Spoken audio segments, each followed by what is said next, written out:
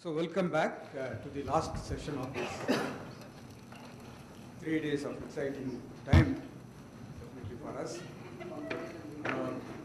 So today we are going to have this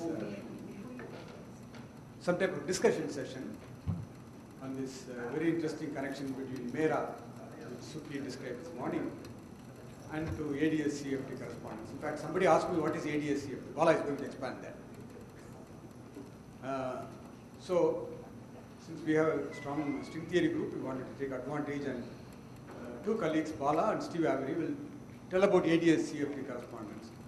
They will take each about 15 minutes, a little more, and then there will be questions and discussions. There is no, it's a very informal thing. So please stop the speaker if you have any questions. Nothing is a stupid question. I'm sure I will start with the first question. So,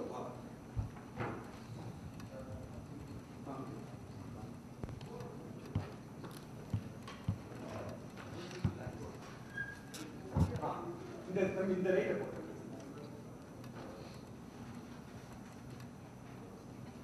So, Steve, are you going to use projector or blackboard? Blackboard. Apna project run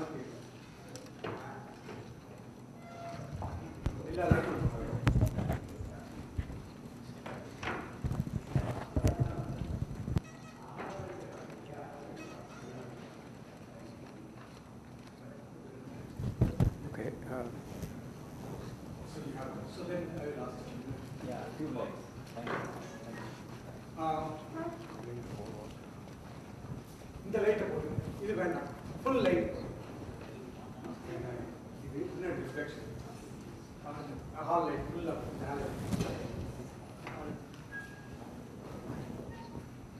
Okay, so I'm supposed to give a short introduction to ADS-CFT. So it will be very qualitative,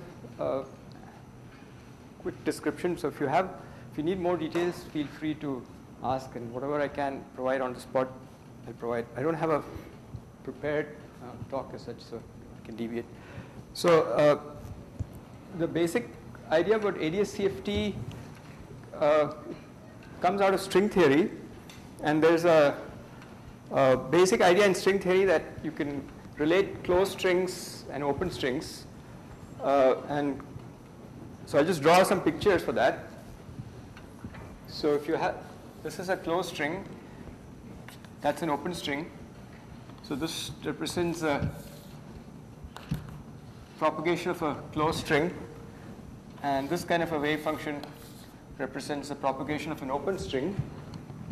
And the other ingredient is that the closed string, the massless states of the closed string contains contains gravity, and the massless states of the open string contain Yang-Mills.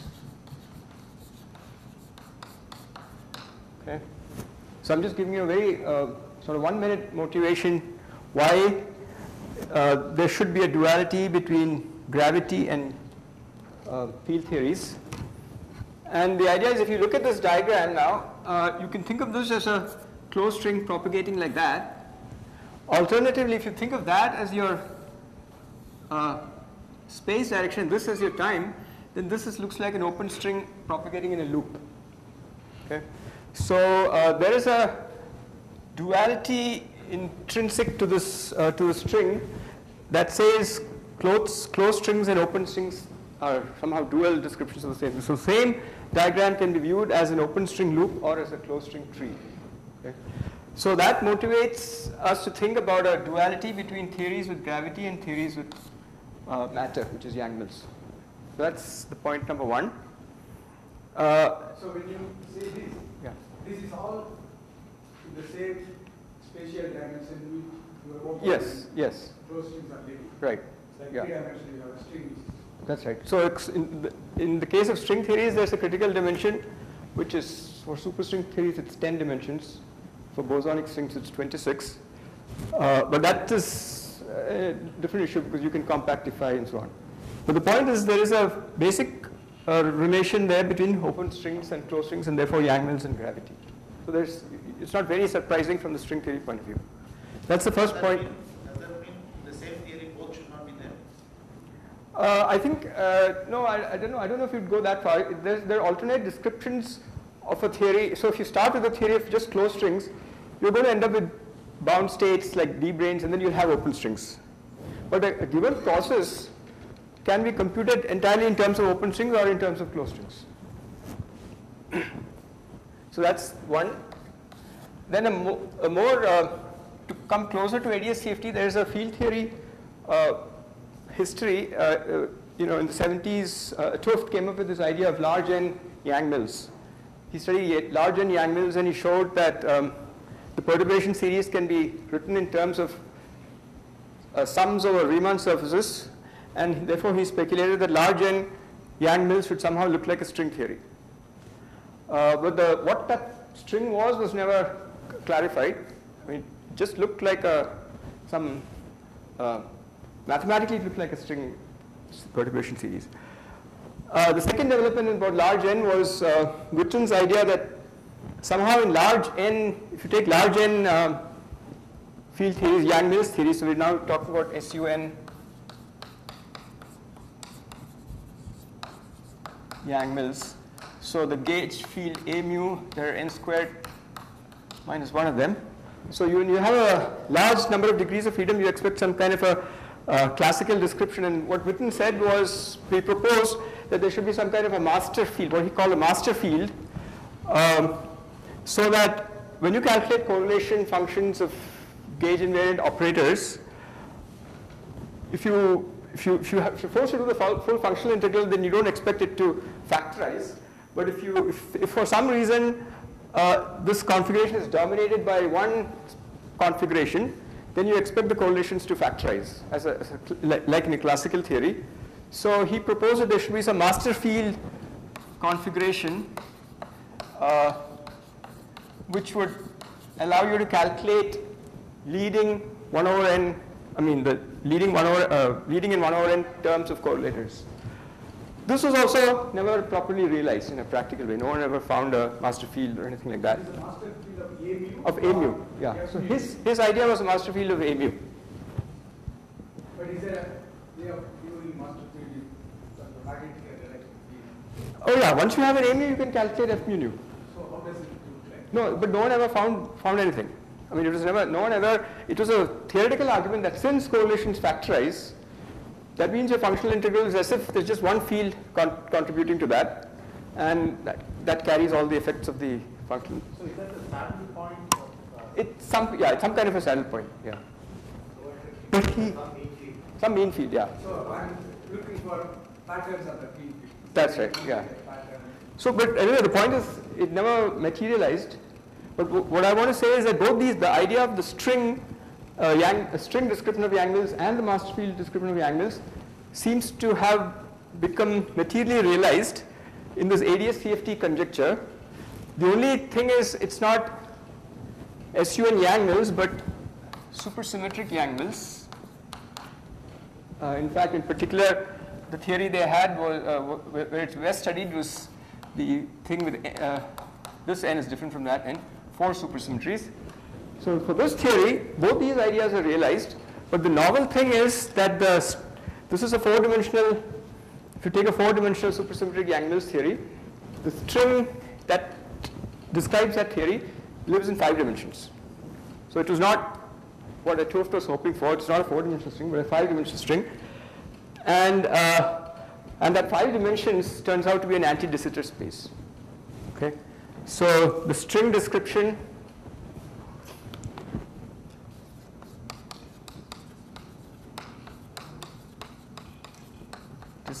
of supersymmetric Yang Mills is an Antide Sitter 5-dimensional space.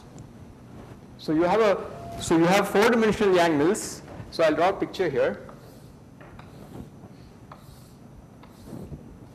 So this is, let's say, my M4. This is 3 plus 1 dimensional Minkowski space, and you have the A mu and the matter fields sitting here. And what was discovered is that you have a extra dimension in this dimension, which you can call R, and the string that you're talking about somehow lives in this 5 dimensions. And not only that, there's a very specific metric for this 5 dimensions, which is, so if I write down the metric, it's something like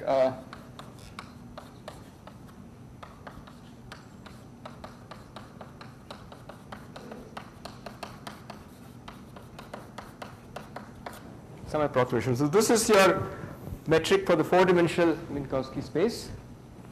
R is the radial dimension. So R is 0. So you notice that it's dr squared by r squared. So as r goes to 0, this blows up. So in r equals 0 is very far away. Okay. So this is a space. This is called Antide Sitter space. And the string lives in this dimension. Not only that, the master field idea also comes in, because if you want to calculate correlators, for instance, of suppose I want to calculate the correlator of a Wilson loop. So we're talking about a gauge invariant object. So this is a Wilson loop. So this is e to the power of a. So I have this operator in the Yang-Mills theory, and I want to calculate its expectation value. So the way you're supposed to do it is to calculate a classical surface. With this has the boundary. So this is over some C. So this is C. So you calculate a classical surface with this C as the boundary, whose area you minimize, because you're given the geometry, you can calculate the area in this metric. You minimize that area. So this, in some sense, gives you, it's like the master field configuration, which will give you the expectation value of the Wilson loop. So if you evaluate the area of this extremal string configuration, surface, you'll be able to get the expectation value of that Wilson loop. Okay? So yeah, surface in ADS space Yeah. is a master field. Well, the master field is, that's one manifestation of the master field. So for this particular case, the master field you can think of as that configuration of the string in this background. So the whole, so now I'm going to be more precise a little. So we're talking about string theory in ADS-5. Okay, one of the modes of the string itself is a graviton. So we have a non-trivial background metric, which is ADS. So that itself is a background. You can think of the metric as some condensate of strings if you want. And you have this, in this particular example, it's a surface. So the whole thing, you have a classical gravity background with a classical surface, and that gives you the expectation value of this thing in the quantum theory. So this duality in some sense realizes those two ideas. So what I'm going to do next is to make the statement of the conjecture precise. Write down what the conjecture is. So, yeah. having done this, in this new, the light of this new development, Yeah. can you say what is a master field? Well, the master field is the gravitational field. All the fields are the bulk. So it's not again, a master field is not, it's not a naive a mu configuration, but you have to think of it as some configuration of the bulk fields. High dimension, 5 dimension, yeah. So if you give me, if I give you a contour C, That's right, yeah. then there is a variational principle that tells me what is the The minimal shape of the surface. The minimal area.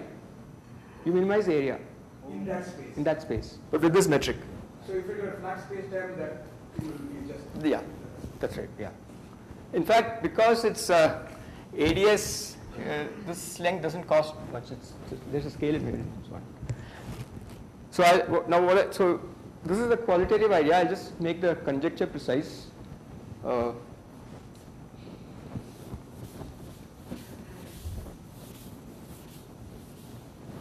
So the claim is, so you have some bulk, so this is, so I'll use the same picture. So you have some fields here, which are the bulk fields, which I'll generically call phi. So this would include G mu nu, which is the gravitational field, and maybe some phi, which is the dilaton.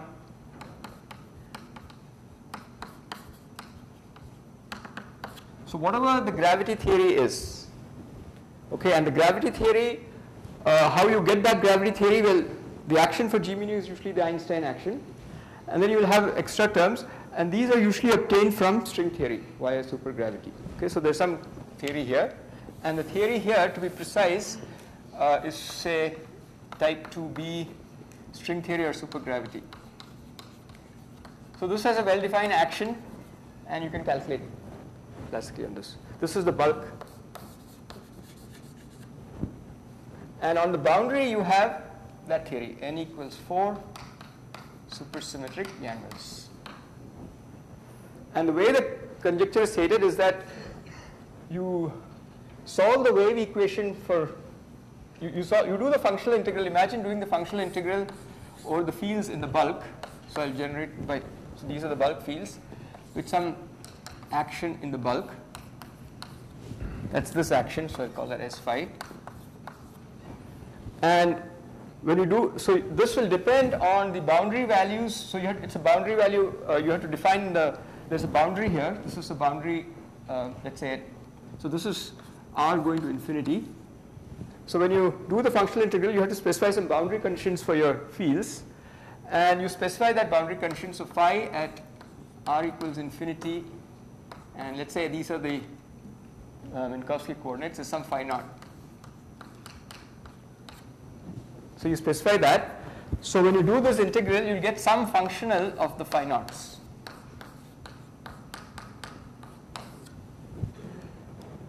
Because you've integrated, so it depends on that. So this is some function of the phi naught, which is the values of the graviton, etc. at the boundary. The claim is that this is equal to the following functional integral. So I'll denote by A mu the fields in the bulk.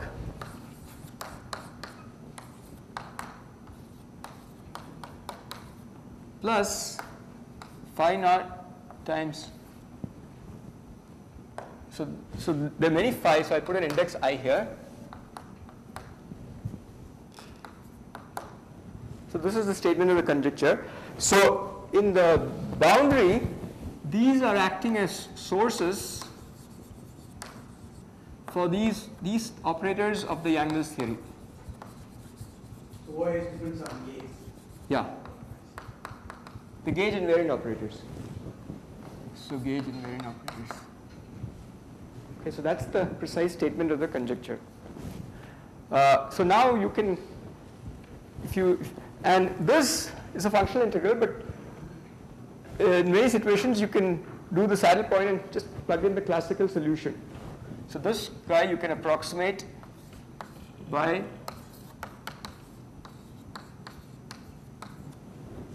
where phi classical solves the equations of motion of that with that boundary condition.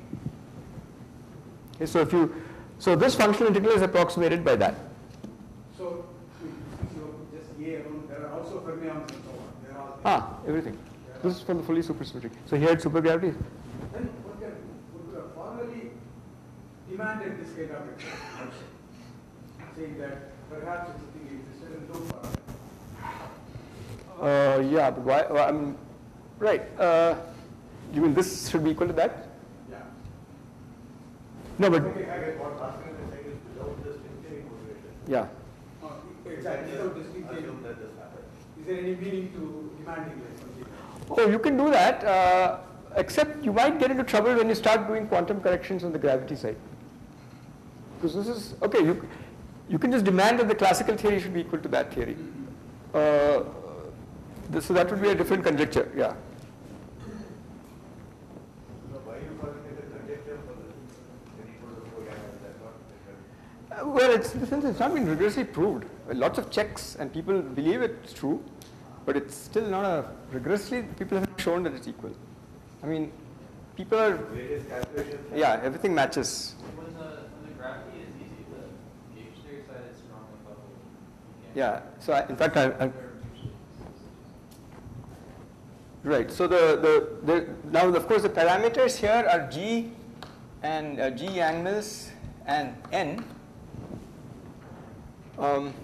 So you, as Toof did, you can replace that by N and G squared Yang-Mills times N, which he called lambda. That's the way the calculations are done on the boundary. Here, the parameters are this. I haven't put a scale here, but ADS comes with a scale because there's a cosmological constant. So the scale of the curvature here, which I've set to 1, which you can probably put in some units, put some R squared by R squared. So the connection is G and here the parameters are R, ADS, and G string. Okay. So the connection is G squared, G Yang-Mills or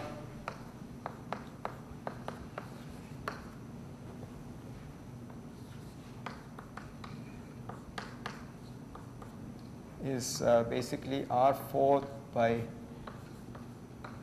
I think that's right. Oh, wait. Is that right? Yeah.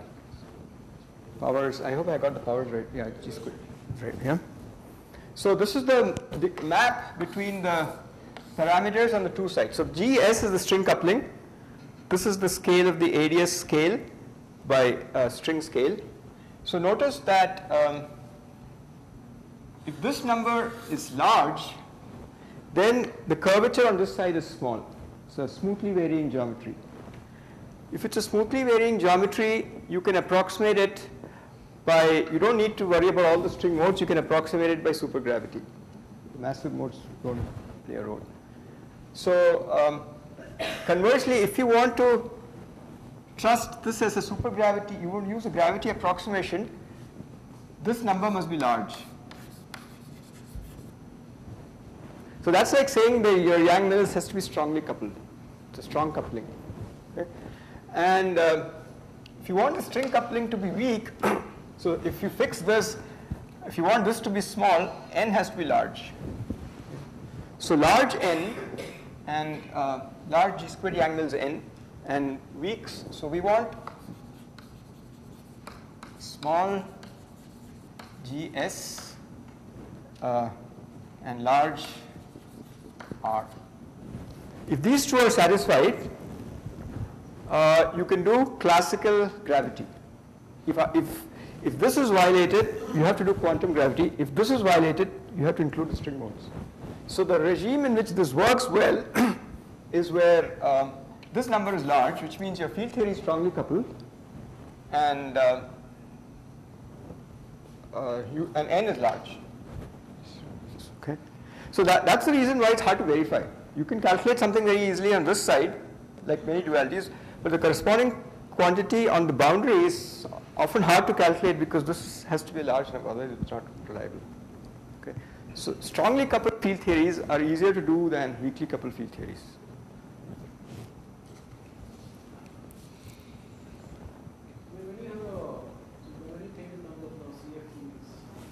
So yeah, actually I didn't mention the word CFT, but this theory, so let me say a little bit about the CFT angle. So now ADS-5 has a isometry SO4, 2. This is the isometry. This is an isometry. Isometry means it leaves the space invariant. You do SO4 2 rotations, the bulk geometry looks the same. If you can describe ADS by an equation as a hypersurface equation, and it will be invariant under this. If you want, I can. So, but this is also the conformal group of Minkowski space.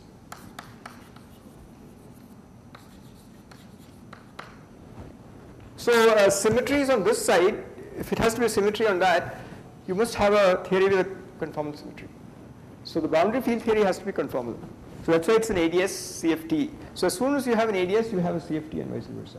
That corresponds. Now, this was a very specific connection between M4 and ADS-5, but you can do this more generally for ADS D+1 and D-dimensional theory on the boundary. You can, people have worked Euclidean versions of it, you can work in Euclidean space. So that's the basic idea of ADS-CFT in any dimension. You have an ADS D+1 and a Minkowski D. There's a corresponding gravity theory, usually supergravity theory, and some CFT.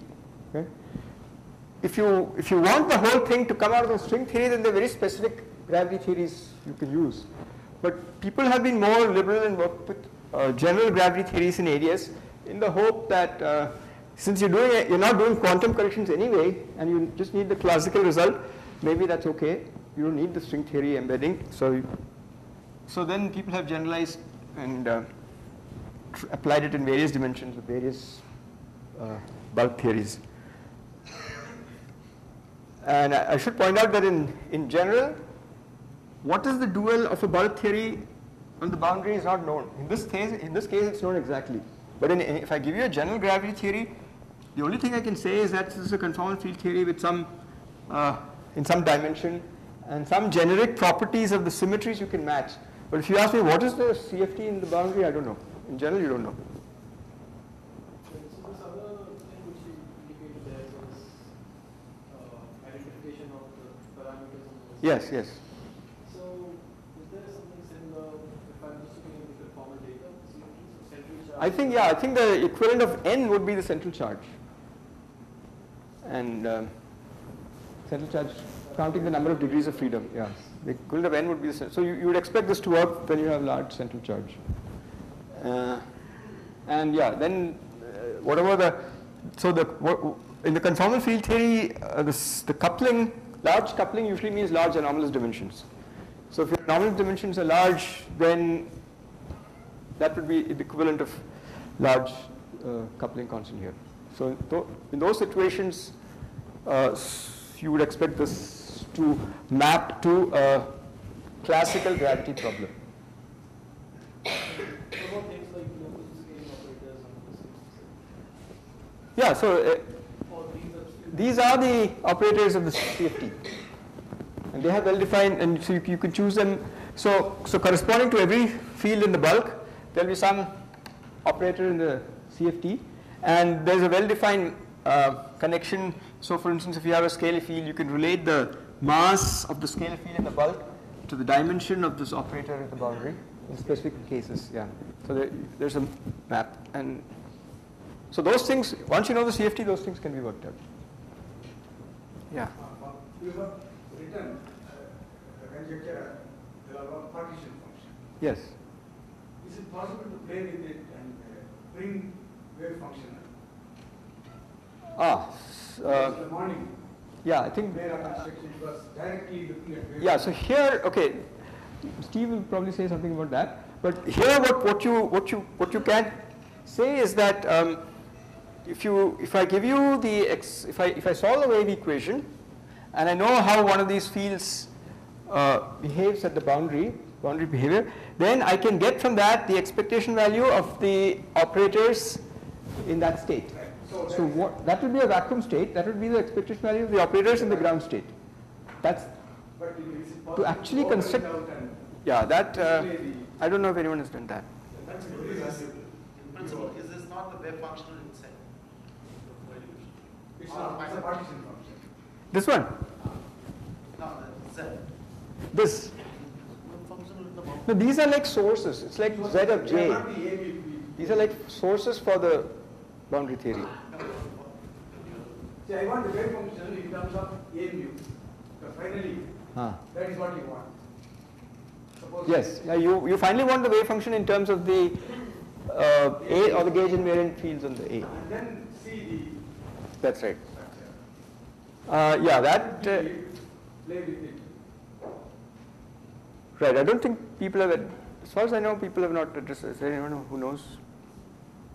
Well, I mean, the normalizable loads are supposed to correspond to states.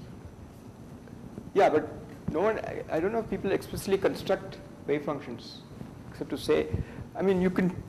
So there are some issues. So when you solve the wave equation in the bulk, you get solutions which are normalizable, and you get solutions which are non-normalizable. And the non-normalizable ones are the ones that correspond to these sources and the value of the infinity. And the normalizable ones are supposed to correspond to changing the state of your CFT. So but the statements are sort of indirect. I mean, there's no explicit construction of a wave function. Okay, so this is the general thing. Now you can apply this in 1+1 boundary theory. In the bulk theory, you'll get an ADS-3. And you can do this at finite temperature, for instance. Finite temperature on the field theory means finite temperature in the bulk. And typically, if you have finite temperature in the bulk, the classical solution is not simple ADS, but ADS with a black hole. So then you're calculating quantities in a black hole background, ADS black hole background. So those calculations have been done. So people have calculated CFTs in 1+1, calculated Green's functions explicitly on both sides and checked it, for instance, for ADS-3, and there are papers on that. So for ADS-3, which is CFT 1+1, you can explicitly compare Green's functions, finite temperature, and people have calculated it. Here there's something called the BTZ black hole. So you can calculate the Green's functions from the bulk it matches very well. So those things have been done. So I don't know what else. So yeah, so now the only thing I can add is to say that this, because it's of the form dr by r, the scale if you move this Minkowski space in the radial direction, you're scaling it by r. So if you imagine having a finite cutoff of a fixed size in your space, then as you bring it inward, your size is getting smaller relative to that cutoff. So effectively, you're going to the infrared. If you go outward, relative to your size, the cutoff is very small. So that's like the continuum limit. Okay. So as you move in the radial direction, so you can imagine evolving this. You can, instead of putting the plane at r equals infinity, you can put it at a finite value. That would correspond to a scale transformation. And people have shown, at least in some leading order, that if you the RG flow from this sheet to this sheet can be reproduced by studying how the bulk modes change from here to here.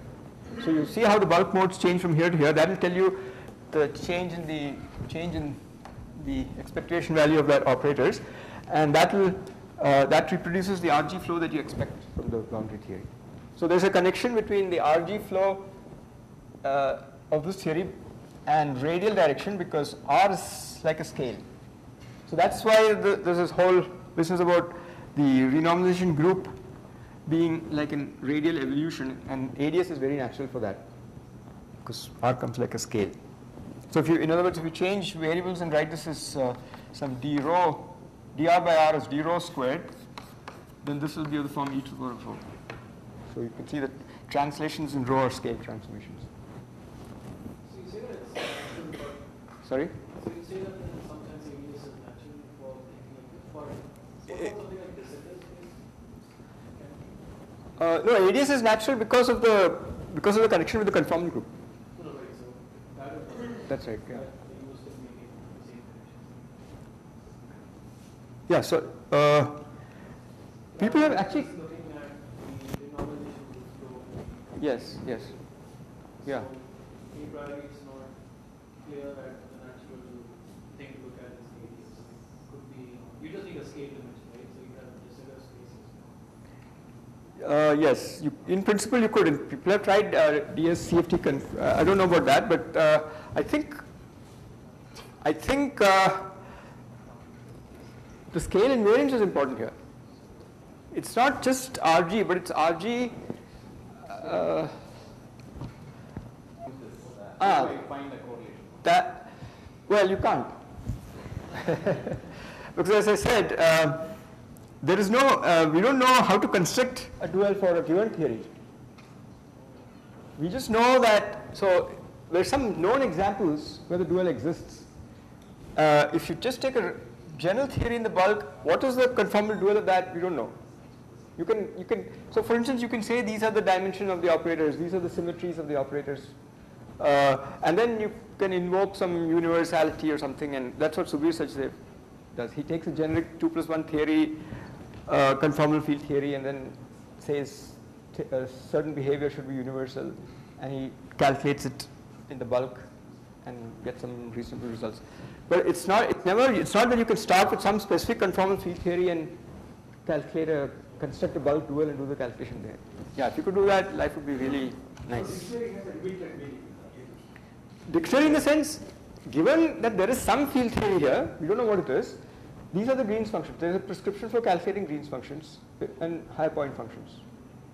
Right, basically you just, you can see once you have those, I can just take functional derivatives with respect to phi naught and get Green's functions.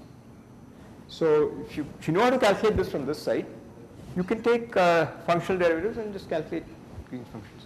And for specific things like the Wilson loop expectation value that I showed, there are prescriptions that says this expectation, which is hard to derive from those, but it says that if you take that loop, then this minimal surface is the answer.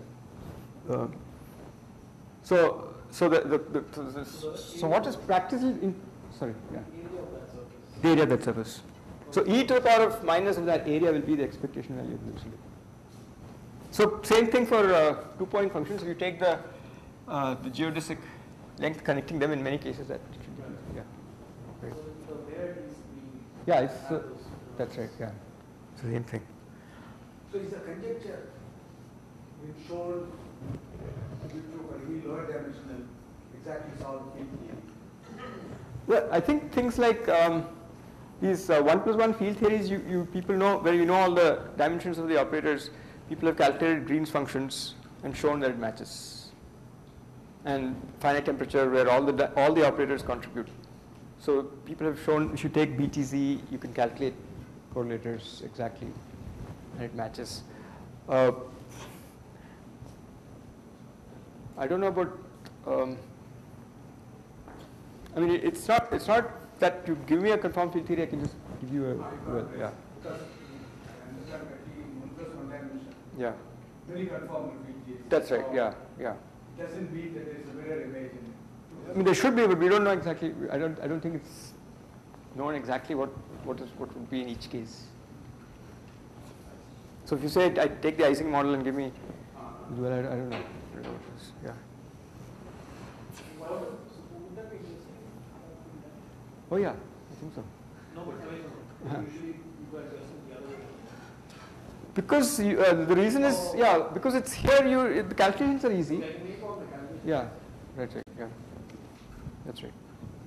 So could you also say something about if I have a global symmetry of the CFT, Yes. is there any way of thinking of what happens in global symmetry?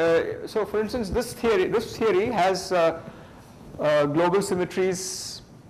In fact, it has a global symmetry SO6. This Yang has an SO6 symmetry, and you can trace that to some local symmetries, gauge symmetries on the bulk.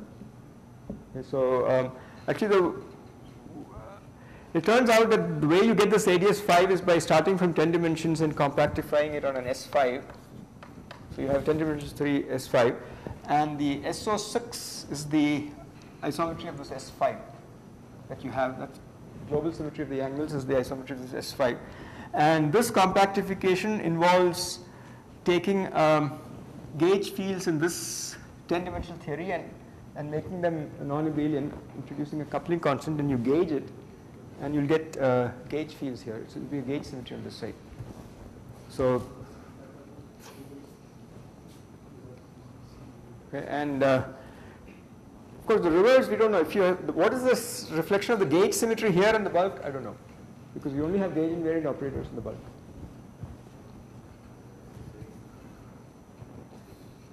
So, Any questions on what Bala? maybe Steve could, yeah, go ahead.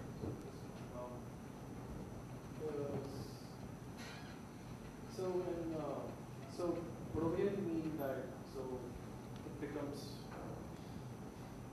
So the global symmetry over here becomes a gauge symmetry Yeah. for the gauge fields here. Right. But that says, so the global symmetry there says nothing about the gravitational degrees of freedom on this side. Well, there are gauge fields also here, so I should add there are some gauge fields here which is independent of those gauge fields. No, right. But So for instance, this theory, there will be some number of gauge fields, A mu, which will precisely be right to gauge the SO6. so there's no correspondence which this takes us from some theory into a purely gravitational. Oh, you want pure, yeah, if you have pure gravitation, you can just by hand write down a pure gravity theory on the side, an ADS.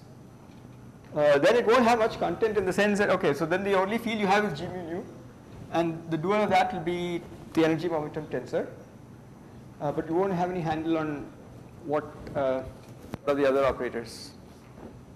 So it's as if to probe various things, you have to try more complicated theories here. No, but in that simpler setting, what would a global symmetry on the CFT side? There wouldn't be. I mean, you wouldn't even. Well, the only operator that I can think of dual to G mu nu is T mu nu, and there is no global symmetry for T mu nu, except for translations and things. I mean, you're talking about some internal symmetry. Internal symmetry. Internal symmetry. Yeah. So for that, you need something that transforms under that here. Right. So Graviton doesn't transform on anything. right, and this is Sorry. now. Someone answer. Ah. For? Lorentz transformations are there. I think he wanted something, some internal symmetry. Yeah. So probably a final question, but and this is motivated by something I've read on Wikipedia. So let's not, let's be a bit careful there. But so in 2+1, if a purely purely gravity theory is topological, right? You can write a Chern-Simons Yeah. function for it. So 2+1, the ADS-3 you're talking about.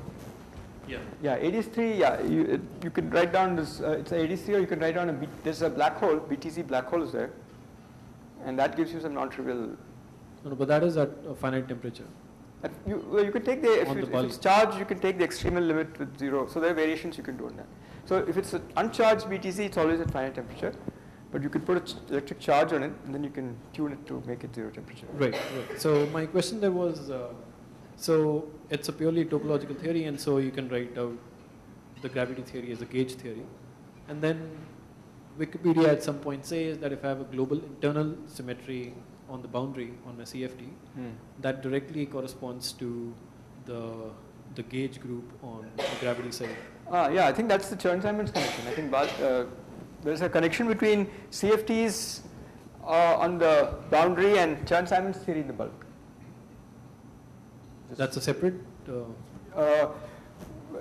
Yeah, I think, and I think it's also true that gravity can be written as a Chern-Simons theory, so I suppose but that's a very specific Chern-Simons theory. It's a SU11, I think Bal knows more about it. SU11 Chern-Simons theory for gravity. In some sense, it is more general than that, because any Chern-Simons theory on a 3-manifold with boundary can be given as a CFT on the boundary, right. That's a general statement, right. It doesn't refer to gravity. ADS or Yeah, it doesn't refer to gravity, but in particular, gravity is an example of. So in 2+1, it corresponds to that same That's right, correspondence. So that's sort of independent of the ADS-CFT connection, but there may be relations. Yeah. So is that like saying, so if my CFT has SU2 symmetry, is that then saying that the connection on the gravity side is valued in SU2? No. That internal symmetry will entirely in some gauge fields, angles. The connection is the usual connection, Leibniz-Beta connection. Yeah, you'll have some SU2 gauge fields. Oh. Because when you bring it down from high dimensions, you get G mu nu this and a whole bunch of other things, including gauge fields. So they form. So I don't know. Maybe Steve can say something, or yeah. Thank If you you. want. So we will come back to you with questions. Okay.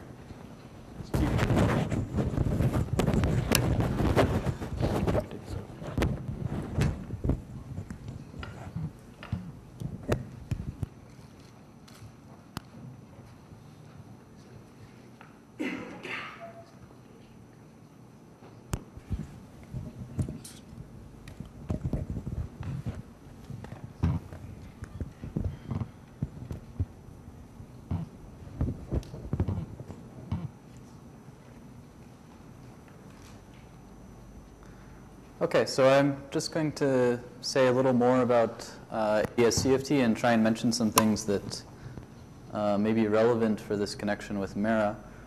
I didn't have very much time to prepare, so I'm just going to sort of go off the cuff here.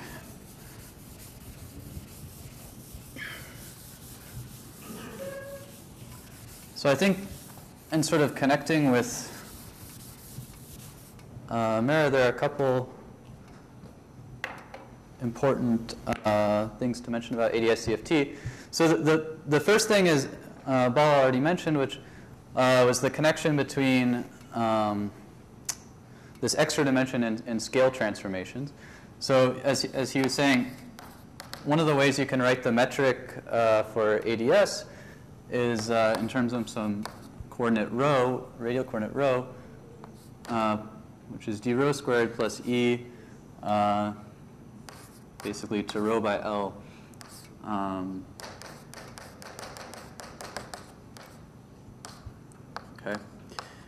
So this shows you that, so these are going to be our coordinates on the boundary. So since I was asked to work in 1 + 1 dimensions on the boundary, that's what I wrote here. So as rho goes towards infinity, it, Insulting for string theorists? was that? Is that insulting for string theorists? Well, actually, I've mostly worked on ADS-CFT too. So there is a known example that is rigorous as this n = 4 case, which is ADS-CFT2. Although it's a very, very strange CFT2. What's the name of that CFT? It's a 4,4 sigma model with target space, which is orbifolded, or actually a deformation of an orbifolded. It's not as simple as n = 4. No. It's very strange. It has some very strange technology associated with it. But anyway, so as rho goes towards infinity, you see that the transverse space, the space, these coordinates that are of the field theory, get scaled up. And so, as Paul was saying, is you translations in the rho direction can be counteracted by a scale transformation in these directions. So x goes some to minus e to the minus a over L, x basically, and t similarly for t. So then this tells you that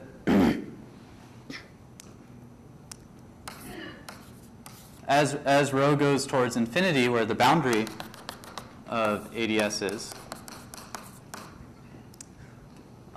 this corresponds to the UV of our theory.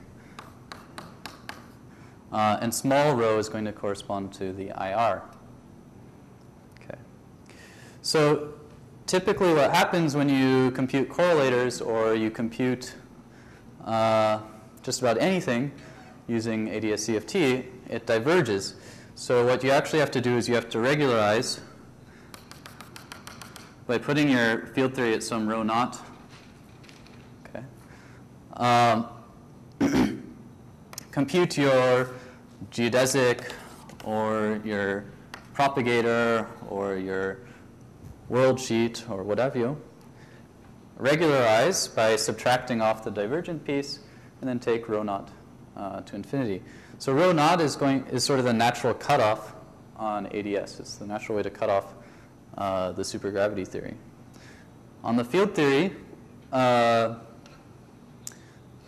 are many different ways you can cut off the divergence of the UV divergence of the field theory, of course. So one way would be to put it on a lattice, which maybe is most relevant here, but then you could also think about hard momentum cutoffs, dimensional regularization, and so on. But it's clear that this rho naught should loosely is loosely playing the role of that momentum cutoff or inverse lattice spacing on the CFT. So that as so that the RG flow from the UV to the IR should correspond to integrating out these bulk degrees of freedom. And so people have made various progress in that direction. In the early days of ADS-CFT and in the past couple of years, there have been some interesting papers in that direction. But really the big open question, and maybe MERA could even say something about this, is how to relate, is how to make this precise. So how do you regularize the field theory so that it corresponds to some natural cutoff on the ADS, or vice versa, so that you can really nail down RG flow in the ADS and connect it to RG flow in the CFT. But you can still make qualitative statements, or you can look at questions that aren't sensitive to exactly how you regularize it. In the Morgenstern conjecture, Mm-hmm. are all these things already taken care of, or like regularization? It's straightforward. Yeah, it's straightforward, and as long as you regularize and then take the limit to infinity, then you're fine. But if you want to, yeah, but if you want to RG flow into the IR by integrating down from the boundary of ADS, then it becomes less clear exactly what the relationship is between the cutoff CFT and the cutoff ADS.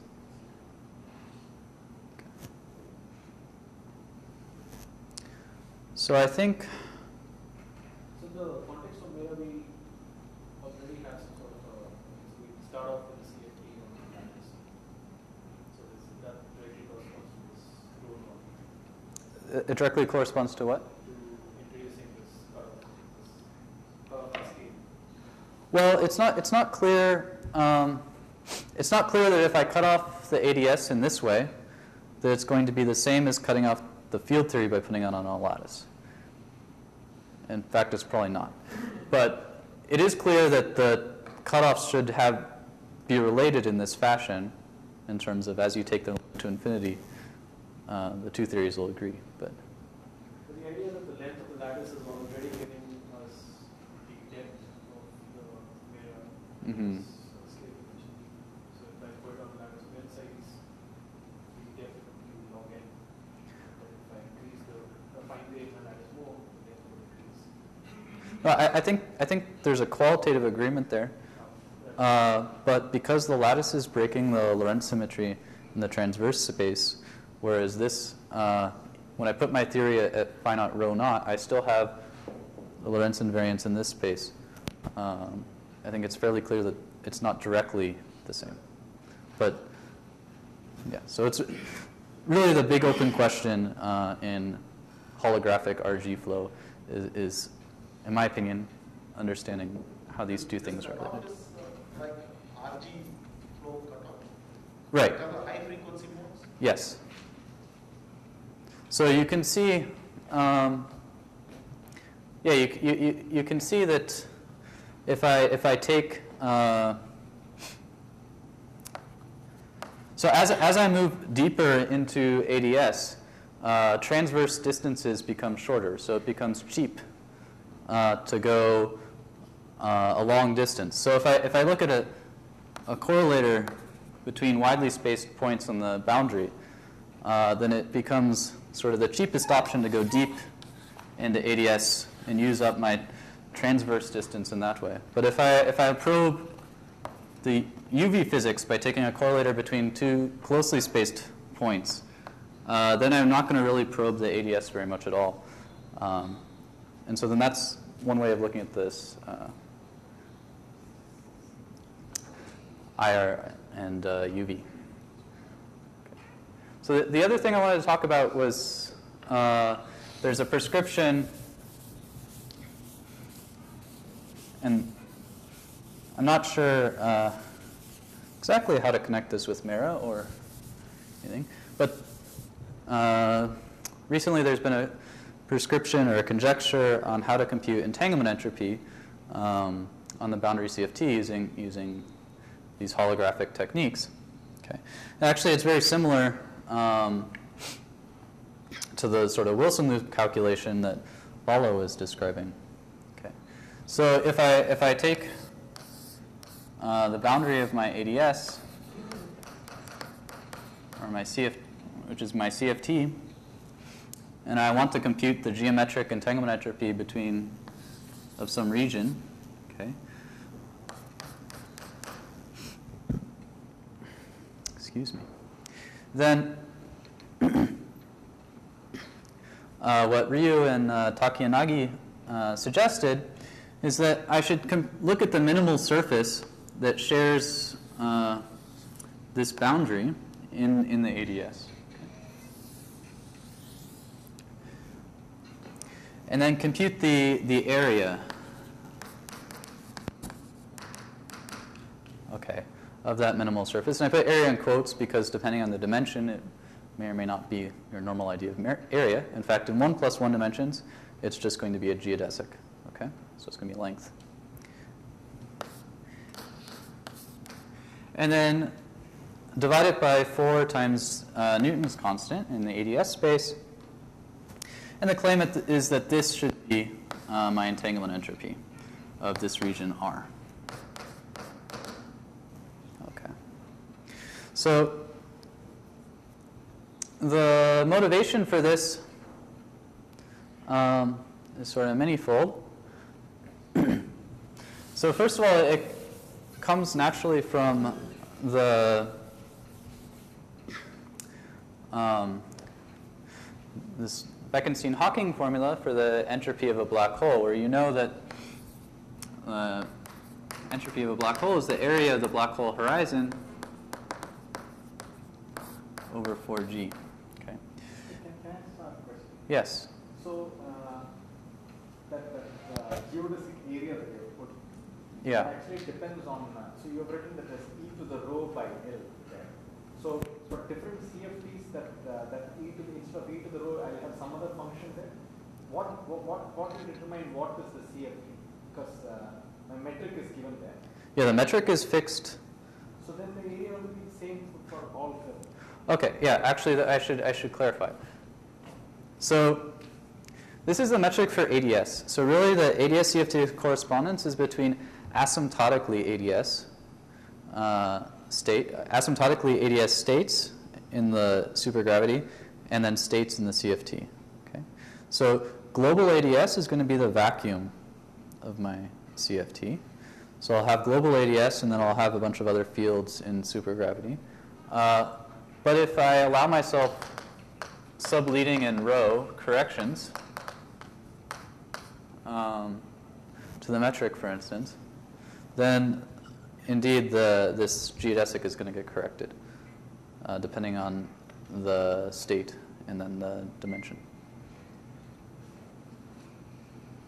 So for any CFT, the entanglement entropy by this formula is the same? Let's see, in the vacuum, That's why Bala makes this point that the central charge of the informative theory is related to the curvature of this space. Then for a different CFT, you will actually be doing a different space. Yeah, so then instead of e to the rho, there will be some general. yeah, so L here is the ADS radius, which does get related, if you like, to the central charge. I mean, in part, actually, so I should clarify. So this is the Newton's constant in ADS space. Okay. So in practice, for instance, in the ADS3 CFT2 I've worked with, it's actually ADS3 cross S3 cross T4. So then when you compute the three-dimensional Newton's constant, the volumes of the S3 and the T4 go into this Newton's constant. So there is some dependence there. But also, this should only be valid at large n and large coupling constant when I don't have to worry about those stringy corrections. G-string and alpha prime corrections that Bala mentioned. Okay. Because if I'm not at large n, meaning if I don't have large anomalous dimensions, then I should be doing quantum gravity, and then there's no sense in which I can even define a minimal area. Okay. So that it's clear this formula can't hold in that case. So it may be that there's some universality when I go to large anomalous dimension and large coupling constant. Okay. Yeah, so this conjecture by Ryu and Takinagi was motivated in part by the Bekenstein-Hawking formula for the entropy of a black hole. And related to this is this idea that the entropy bound, that in any volume of space I can't ever pack more entropy than I would get by just having a black hole. And so the idea is that I look for the minimal surface that is going to extremize that bound on the entropy, and then that should be the the geometric entanglement entropy.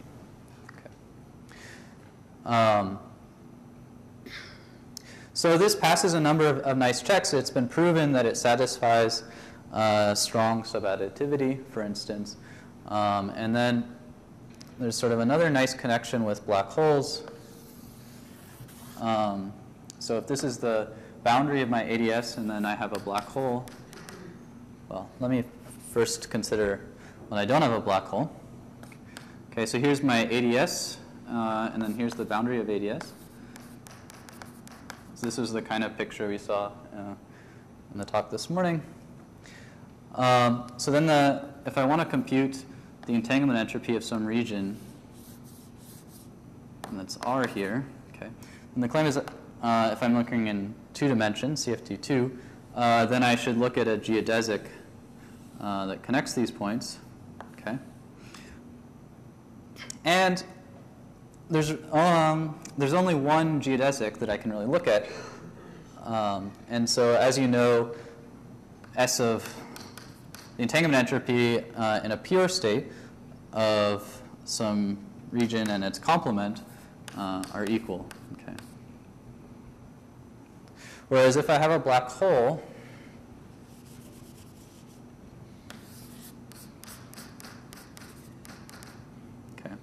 then actually for a given boundary conditions on the boundary of ADS, there's sort of 2 geodesics I can think about.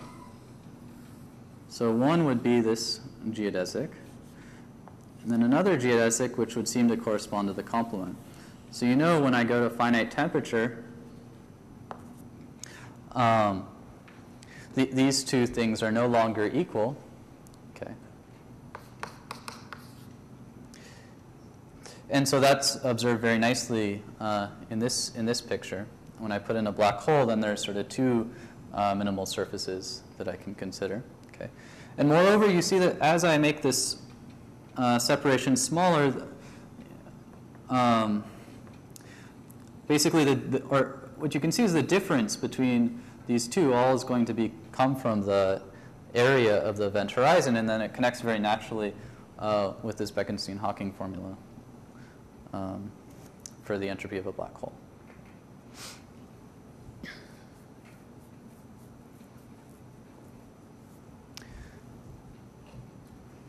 Now, I'm not sure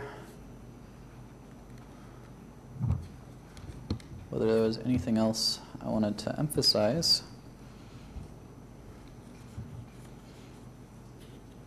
Yeah, so as Bala said, for this 2-dimensional case, you can compute things exactly on both sides, and they have the right scaling, and they agree. For instance, this entanglement entropy passes this test in 2 dimensions. Right, so maybe I'll say one last thing is that when you compute this geodesic length, what you get is something like C by 3 log L over A, okay? Where A now is basically, I guess, 1 over rho naught. Yeah. So A gets related to my UV cutoff because, again, excuse me, things diverge as I go to the boundary of ADS. So when I try and compute this geodesic length, as I take rho to infinity, that length diverges, so I regularize by putting in my cutoff. But that corresponds very nicely to the result I know for 2D CFTs, for instance, using techniques by like Carty, where I get exactly that scaling. The A is the lattice or other UV cutoff. The exact expression for the so L is L is the separation. L is the separation. Yeah. A is the cutoff, lattice spacing, if you like, or 1 over, yeah, that's right. No, right. So that's the expression factor to give the CFT. Yeah. So if you compute the length of the geodesic in ADS-3, then this is exactly what I get. And also the finite temperature result agrees. between the CFT and the. So the length of the GNS is exactly equal to this. Yeah. Over 4 G Newton. So G Newton gets related to the central charge. So that's where the central charge comes from.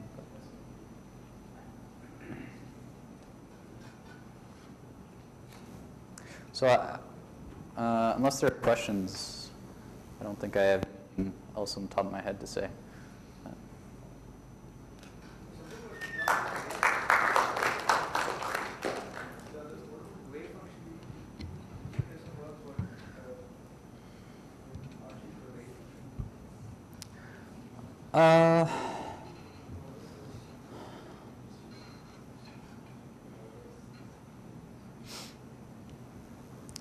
So I think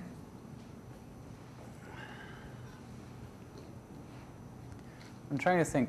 So like what Polchinski and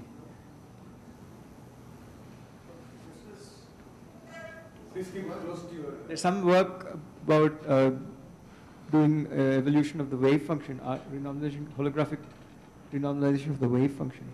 So I mean, there's been work on the RG flow of entanglement entropy, where you take some asymptotically ADS geometry, and then you compute use this holographic prescription for computing entanglement entropy and see how it changes as it probes deeper into the ADS.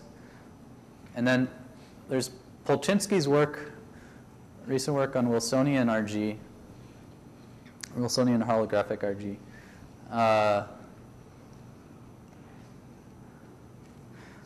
Where I mean, if you cut open the path integral, then you end up getting a wave functional. And so I think you can do things related to that. And I think there are things sort of close to that in what Polchinski did and what Verlinde and de Boer did. But I see. You are yeah. saying that in the expression Bala wrote for the partition function, that formally has path integral. Yeah. If you say you cut it, Yeah. you see wave functions inside. That's right. Basically, if you put boundary conditions on the path integral, then those becomes a functional, and then it becomes your wave functional. Yeah. And so when you do this RG flow, it comes out very naturally that you end up wanting to put sort of different boundary conditions on the path integral. So I think it may be sort of close, but I don't know if anyone's looked at it directly. So I have a question. Suppose this famous conjecture is proved true. Mm-hmm. Does it help us to solve strong coupling problem, other strong coupling problem? Well, so by this conjecture you mean The famous Maldacena conjecture. well. So at this point there are many generalizations. So if you mean specifically n equals 4 super Yang-Mills, if that's proven, then does it help you in condensed matter? Is that your question? Or even for string, like higher physics colleagues, will they be able to solve QCD problems? I mean, certainly people have tried, because I mean n equals 4 super Yang-Mills is not exactly QCD. So for instance, it's conformal and QCD is not. So I mean, the real power in ADS-CFT comes from the fact that you can do... but only in that corner. That power seems to be there in a supersymmetric corner. Well, what I was going to say is that the power comes from the fact that you can really deform it. So people try and compute things related to QCD. You can kill off some of the SNUSI. You can put in relevant deformations of the CFT, and it still seems to hold up. So Can you come down all the way by deforming, come to Hubbard model? And I think Subir Shastrev would love to, but Not relativistic, isn't it? Hubbard model is not relativistic. but like That's right. Yeah. Not relativistic approximations. That can non-relativistic approximation can run actually reasonably easily. If I go to this over, it can be much more easy. Yes, I mean, so, okay, so for this, I mean, I think people expect that some version of this should hold for basically any ADS, and any CFT that has large anomalous dimensions and is strongly coupled in some sense should have some ADS dual description, is the expectation. But, so to connect directly up with, your favorite field theory is probably a long ways Or off. strong interaction physics. Yeah. No, I mean. Martin's conjecture has 3 parts. One is that it's a string theory on compact part of ADS plus S5. And the other part is that L equal to 4 supersymmetric diagonal theory. And then we say that they are equal. So how does it help? No, first of all, there are 2 impedance you have to give. What is the KD that is supposed to be on the wall? What is the KD that is supposed to be on the boundary? And then the conjecture states that they are equal. So the conjecture itself is not going to tell you, if you say you want Hubbard model on the boundary, somebody has to tell them what is it supposed to be do or do. And so there is a message in the conjecture. I mean, that's what I see. That in general, strong coupling problem could be solved. Yeah. So is it? That's what I'm trying. that's the simple perspective on takes. Just to assume that any strong coupling problem somehow can be solved by this kind of a mathematical gravity theory. To begin with, don't really exactly what the theory is. Yeah, and just hope you get in the same universality class. Because we had a journal club. Partha gave a talk, reviewed a paper by Samsukli.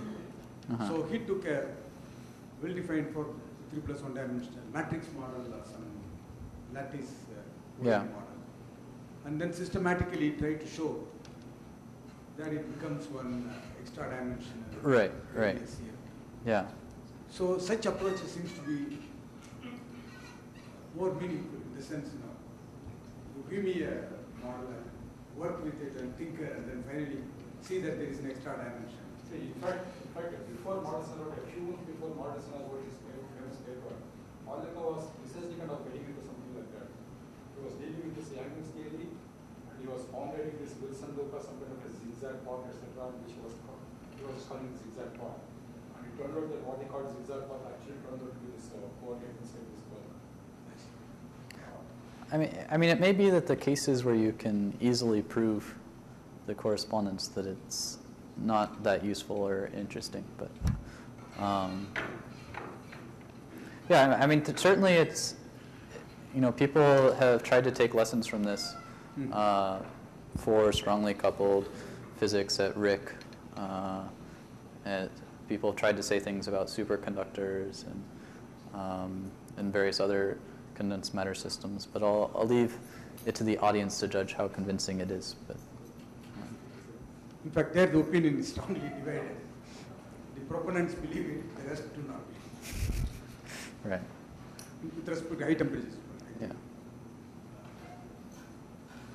Vijay Shana can.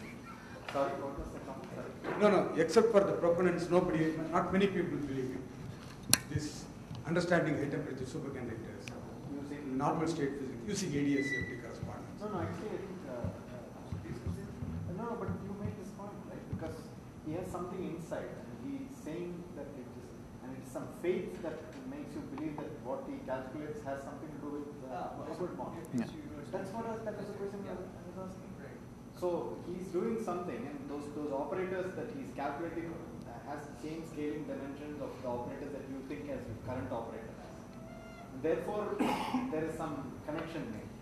But it's not clear at all that the theory that you're describing on the surface is the Hubbard model. Poor.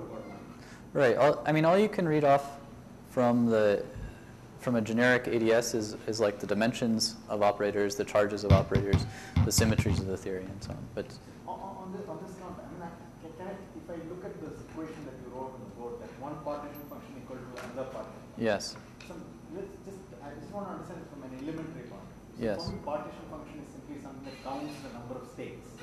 Uh-huh. So is it clear to you that the number of states on this side is equal to the number of states on this side? When you have infinities, Oh, they're equal.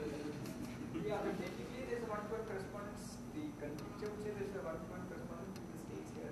States here. There is. Yeah. So, for instance, in QCE, we mentioned explicitly give a description of calculating the masses of states and gaps. Mass gap and the Moreover, you. the blue ball masses, then it's solving the wave equation. Yeah. No, but whatever it is counting at the end of the day, it's just a number. Right. So it is number. That number is equal to that number. So you're saying that they can be differently weighted and. No, you're getting an actual mass that high. You're getting actual numbers. But yeah, I mean, people have counted certain subsectors like BPS sectors and so on, and then there are degrees, supersymmetric sectors, if you like. No, but this is true at all temperatures, right? Because the partition function at all temperatures. Yes, Therefore, yeah. There should be some. So the powers should be the same. Right? That's correct, yeah. But and it's even stronger than that because you can put in arbitrary sources. Yeah, it's a partition function with source, which can be many. Every space-time point can have one value. So you can compute any correlator. So source is a trick to get these functions. But zero source, there is no, you can't extract any information. Shankar. So again, this for this connection between MERA and CFTs. So in the way that Suki made that network in a circle, that means all those tensors in the bulk have to somehow represent these matter fields in the background of ADS-CFT. Yeah, I think the tensors So- correspond to the evolution, the equation evolving the wave function. Yeah. So if you write down the, say, bulk field, there'll be a wave equation evolving it in this background. And that evolution operator seems like a stencil. Yeah, that I can. Only thing is I'm not able to see what is the field. Because this, what is getting evolved, like in that quantum circuit model, is the many-body state. Whereas in some sense in the ADS-CFT we solve for field operators. Those correspond to expectation values in that background, in that wave function. Expectation values of fields in the background. But of what is the field in this? Oh, whatever is equal to. So if you talk about that, you have only states, so I have to identify the field. There's a scale operator corresponding to the operator. So in CFT, I'm asking in the MERA. In the bulk, the fields corresponding fields in the bulk. Very clear. So these operators are. so MERA also you have a Hamiltonian and Or actually, I guess I have that operator that whose expectation gives me the Green's function. So once And I have to evolve.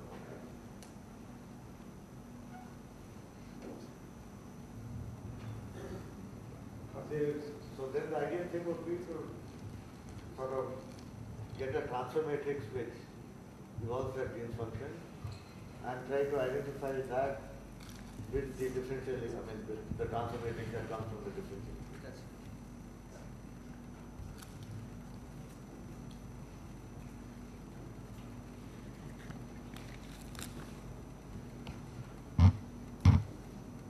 So I think it's very clear more connections needs to be established. This whole thing is just a tip of an iceberg. I mean, I'm really fascinated by this. So this is one way to understand quantum gravity, through MERA. So I find it easy path. Okay, if there are no more questions, we should thank Bala, Steve, and Suki for this, making this possible.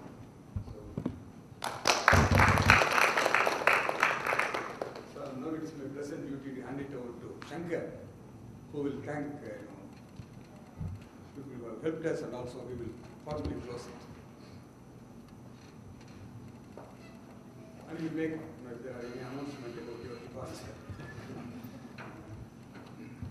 No, so it's a pleasure to thank our people from our administration, Vishnu Prasad and KP Shankaran, people who looked after the accommodation, and the drivers and Pamban Travels who did the cab, this thing. entire administration, and also the student volunteers who help us.